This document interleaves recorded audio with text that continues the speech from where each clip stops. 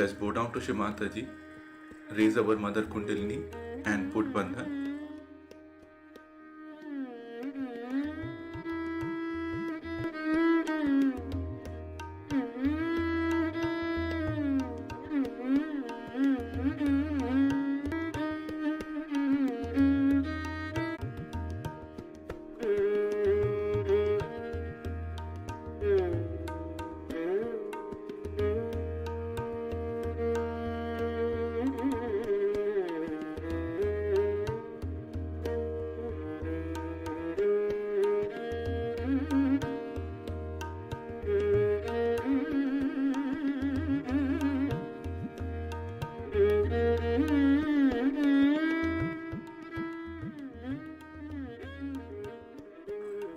Shri Ganesh Mantra.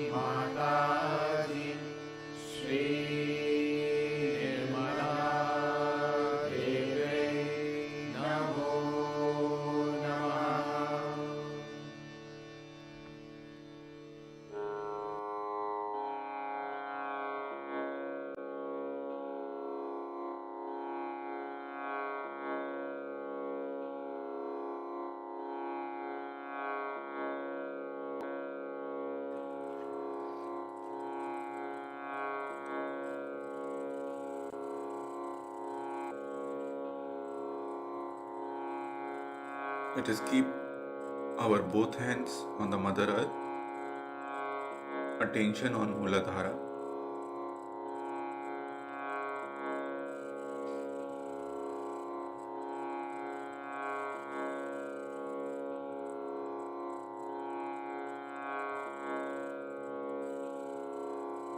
Shri Mataji, you are Sakshat Shri Ganesha.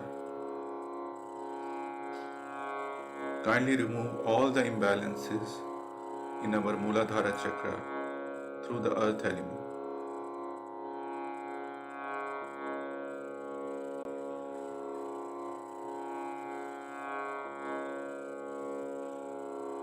Kindly bring us to complete balance.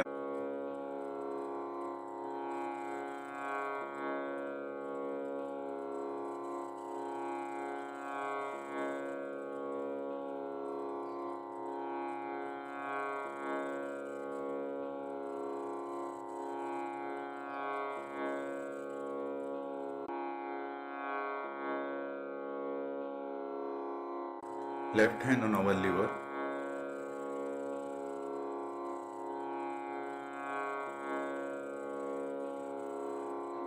Shri Mataji, you are the doer, you are the enjoyer. I do nothing.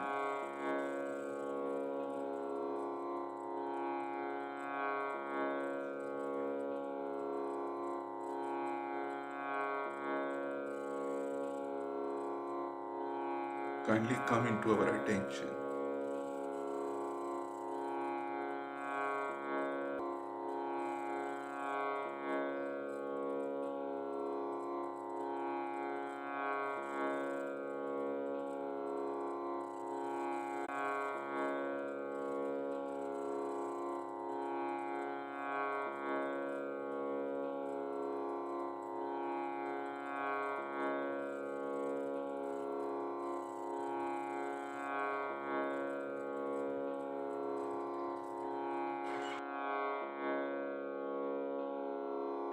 Let us bring our left hand back on the lap. Attention on Sahasrara.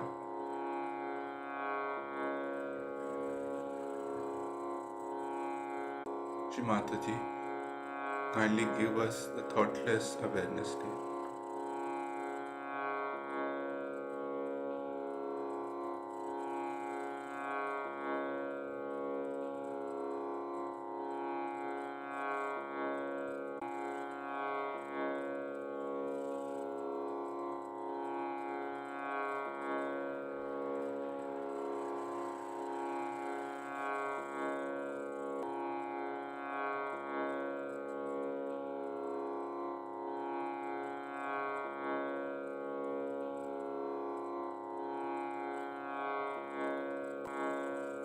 Now let us listen to Shri Mataji's speech.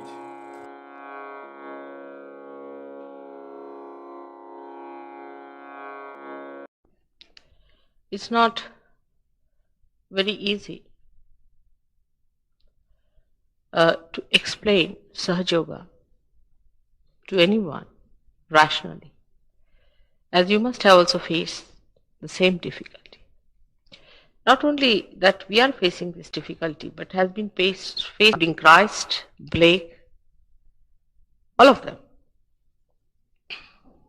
I've been reading Blake these days, and Don wrote to me that he's writing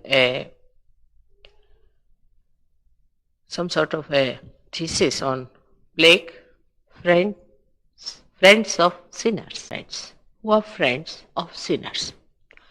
But they could not communicate to human beings in that way as we could communicate and give realization.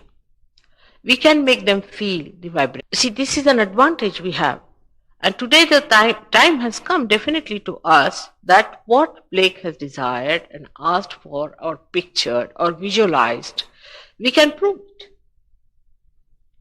Now, when we explain Sahaja Yoga to someone, we have to talk relatively in the beginning because they haven't found their absolute. It can be quite difficult and frustrating in the beginning to talk about something that is such a living process of our evolution. We cannot explain how we evolved into a human being. And to explain how we are going to a newer dimension is also a difficult thing. How it is going to happen, how we are going to sprout, what's going to happen is unbelievably fantastic. And we can't believe that we could achieve that. People just don't want to believe that you can achieve it in this lifetime. They live in the future. As I told you last time, we are futuristic people. We always think of the future. The dangers of futures also I told you what happens to people mentally and emotionally. But spiritually, it happens in such a way that you think that in this lifetime you cannot get your realization. You are quite convinced about it that we'll get it in the future because you live in the future. So you can't accept the present in which you can get your realization. This is one of the biggest problems of Sahaja Yoga, that today we are facing the futuristic society which always lives in the future. So to explain to them at this time, at this special moment, you can get your realization. This time is meant for that. In the past, this was the future.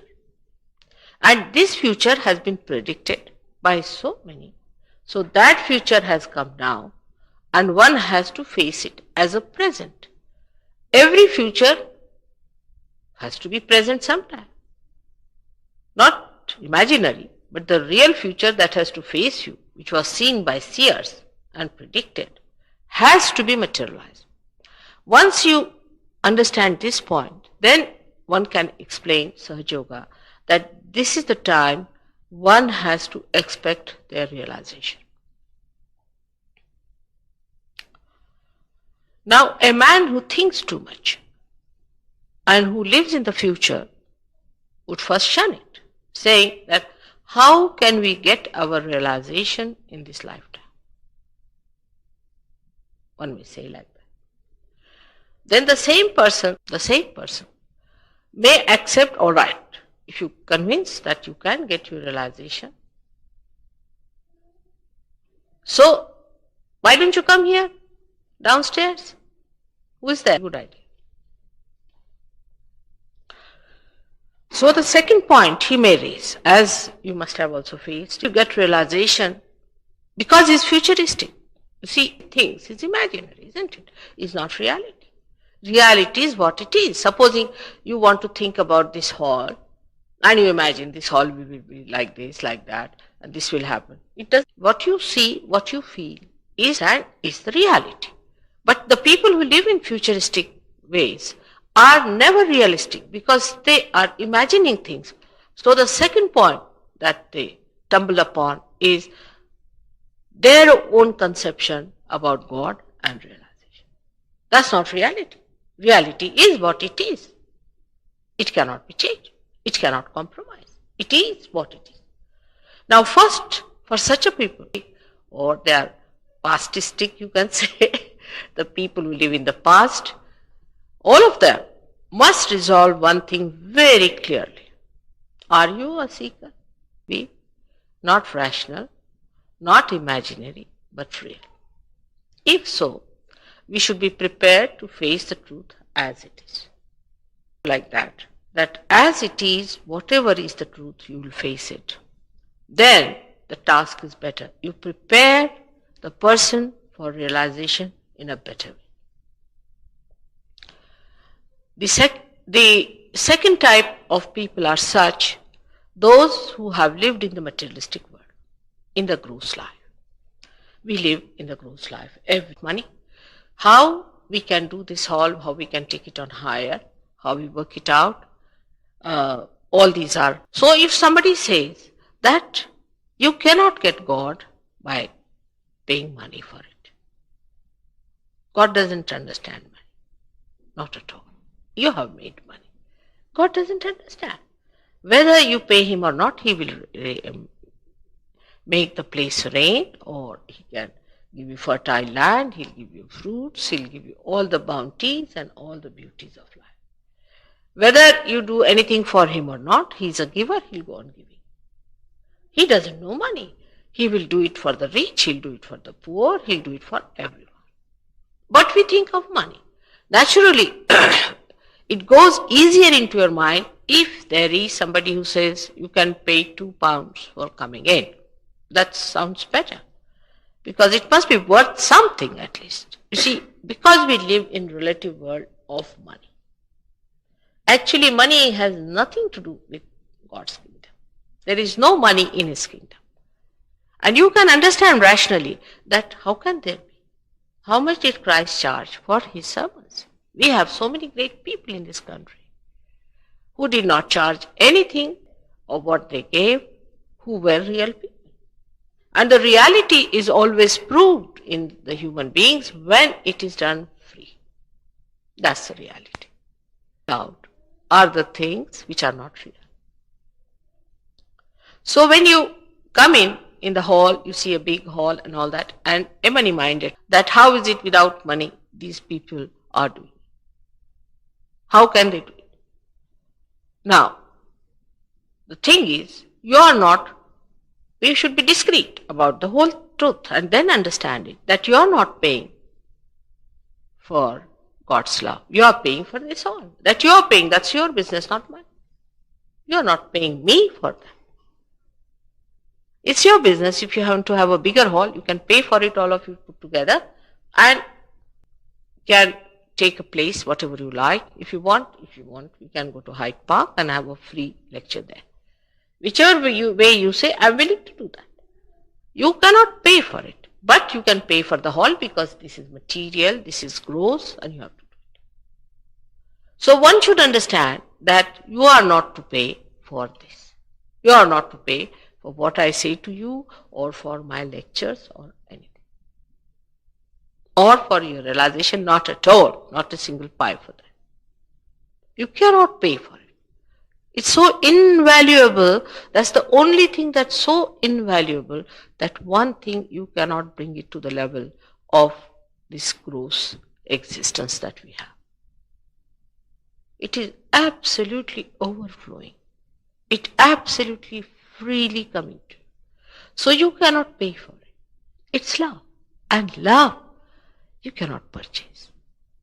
Now, who are not futuristic are the people who believe in the past. Now they face another type of problem. They come here, they will think, oh mother, we are such sinners, we've done this sin. I mean, all the past that they have. But love never sees any faults of a person. That's the sign of love. If you love someone, then you just love that person for love's sake. You don't do it because he's such and such. There are 10 people running around. They are running around him for money. Of course, he doesn't give you anything. But you want to be seen with him so that people also think you are rich or whatever it is. Human beings have all kinds of funny ideas of living in imaginary world. But such imaginary world exists. So when such people who live in the past, they come in, they think, oh God, I have done this, and how will I face mother, or how will I face reality? I am such a sinner. There is that. Now when you say you are the friends of sinners, the first conception only, I don't want to agree that you are sinners. I mean, once you come sinner, I think to my eyes nobody is a sinner. So-called sin, all right, it is because of your ignorance. So I would say the ignorant, they are the ignorant people. If you have no lights and it's raining and it's bombarding, and if you jump into a well, it's not a sin, is it? Maybe deliberately you have jumped into a well. Some people do. You see, some people are like this. Come, oh bull, and hit me. There are people like that. That's true. That sort of people are also there. But mostly, it is a mistake which is committed out of ignorance. You did not know that it was wrong. Today I was reading some chapters of Bible, and I found that the punishment, Shariat as they have for these Islamic laws, just like that. See, a man who takes another man's wife should be killed. We had to be like that. Otherwise, we would never have listened to that. I mean, we could not listen to anything without fear. That's the sign of people who are still much more ignorant and absolutely under bondage. Like I would say in Riyadh, my daughter went down and she wrote a letter to me. that, of course, if you see from outside, you will think that these Arab people are really very cruel because they force things and they make people so much religious by force. But to me, it's a heaven because I don't need any force for it, because I'm brought up this way, I like it, because they don't tell you to do any wrong things. There are no gambling dens, there are not hooligans, there are no rapists, nothing. It's such a wonderful place to live in. Nobody troubles you. You walk into any place, you take anything, no thieves, you don't have to lock your rooms, nothing, out of fear. This is done out of fear. But for people who are evolved and independent, we have reached a stage where we have evolved. It's a time of Moses that these things happen. It's long time back when human beings were not evolved to that extent to understand that righteousness and goodness are good. We may do bad, we may do wrong things, we may try to harm ourselves, people do it. But in the hearts of hearts, they know it is not good. It's not good. They should not have done it. It's wrong. Even to hurt someone. Now human beings have evolved so much. Imagine the Romans, the way they behaved and the way they treated people in this very country of ours, that they would go to any extent of killing people. But all that cruelty, that violence and that ruthlessness, and you can call even the licentiousness and the permissiveness that with which they destroyed themselves when there was a fall of Roman Empire, we can see clearly. Because they have committed mistakes, we have improved. Because Hitler came in, we know what violence is. And that's how we are correcting ourselves through our own people who are doing wrong things. Like comes overactive in any wrongdoing, he comes forward later on in the history as a person who should be abhorred, the person who should never be copied. He is the person whose name is never taken. That's how we went on learning. And today we are at a stage where we are free to choose whether the hell or the heaven. So when you reach that stage, then one should not think of sinning. That's over now. Because I've told you many a time that Christ, when he came on this earth, he created that special spot for us, which is called as Agya Chakra, which is at the crossing of ego and superego, that if you awaken him, he can suck our sins. So before his coming, there was no such arrangement. He has been predicted in our Indian Puranas and was called as Mahavishnu. Of course, they cannot connect him with Mahavishnu because those people who went to India and talked about Christ, horrible people. I mean, I must say that the way Blake describes the priests, you see, it's so surprising. He says, woe of a child. The priest